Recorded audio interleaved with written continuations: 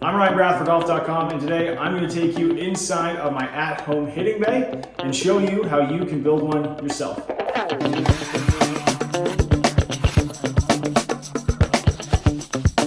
one of the most important elements of a hitting bay is the net. Behind me you will see in the black netting is a 20 by 10 foot net that I purchased online from Amazon.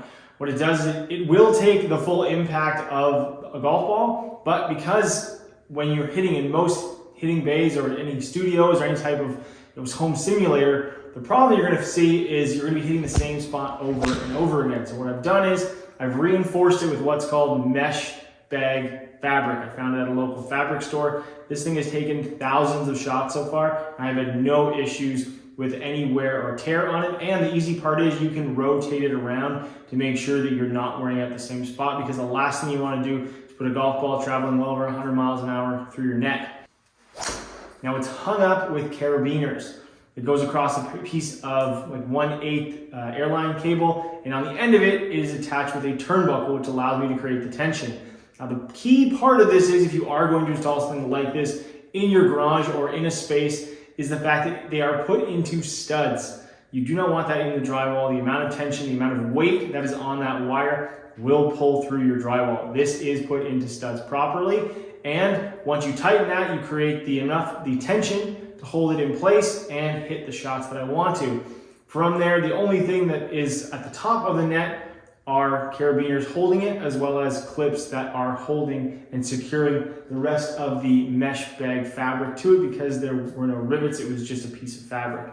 And with that, take a lot of golf shots and you won't have any problems. Down below, you can do a lot of different things. You can put down carpet, you can put down just some random old blankets if you want. What I decided to do, because this is in a garage and it's easy to maintain and pull up, is use an outdoor carpet.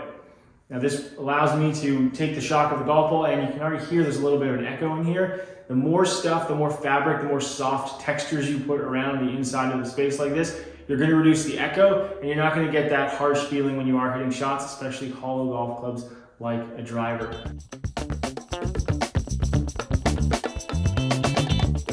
Alright, so now it's time to talk about the mat. This entire system is built on a piece of 3/4 inch plywood. On top of that is roughly a 1/2 inch anti-fatigue mat. You can find that at most hardware stores. And then on top of that, we have the actual driving range mat itself, as well as you'll notice a separate strip over here, and we'll get to that in a minute. As far as all of the layers are concerned, they are screwed into the plywood using 2-inch screws and just a washer on top to secure it. You cannot put these screws right at the corner of the mat, or else you can't go in and change the tee height. So they're just about 1 foot from either corner, as well as there is one underneath me right in the middle to prevent shifting. You do not want this thing to shift while making a full swing. That can cause catastrophic injury. So to prevent that, it's all screwed down nice and safe. And if you really have to, you can pull it apart with the screws. Nothing's glued at all, so it's easy to replace any part if you really need to. Now, speaking of this extra piece over here, this is an extra piece of outdoor or indoor turf on top of a piece of carpet under padding, and then the anti-fatigue mat. You can find this at most golf supply places or any place that's going to sell artificial turf, carpet under padding, carpet store. All of this, again, very inexpensive to replace, and it sits level with the mat. The mat is great if you are going to use it to hit shots with a driver or shallow swings with, say, a fairway wood or a hybrid. You can hit shots with an iron off this, but over time you could create injury, because you're just going to get a lot more feedback from this versus something like this where there is that extra padding, and you're going to get that shifting because it's strictly designed to be hit down into a little bit more with irons, or if you want to, wedges as well if you want to work on your short game. So altogether, this entire setup, if we're talking about the mat, $75 for the piece of plywood, about $25 for the anti-fatigue mats. The driving range mat itself was roughly $200, one of the most expensive parts of this entire build.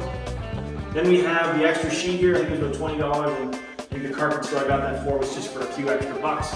The net behind me, as well as all of the fixings to hold it up against the wall, was again roughly around $250, so less than $500. I have my own indoor hitting bay I can use all season long. I can practice whenever I want, and hopefully improve my golf game. So if you are looking to do this, it is an inexpensive way to go through the process and allows you to practice all year round. The only thing is, if you want to use a launch monitor or some type of tracking device. Asmer gets a little more expensive, and there's lots of options out there in all kinds of different price ranges. But if you're just looking to stay loose, hit shots during the winter, this is a great way to do it, and I highly recommend it. If you are dealing with real winter, it's a good way to do it yourself and practice at home. Hopefully you enjoyed this video. I'm Ryan Graff for Golf.com, and thanks for watching.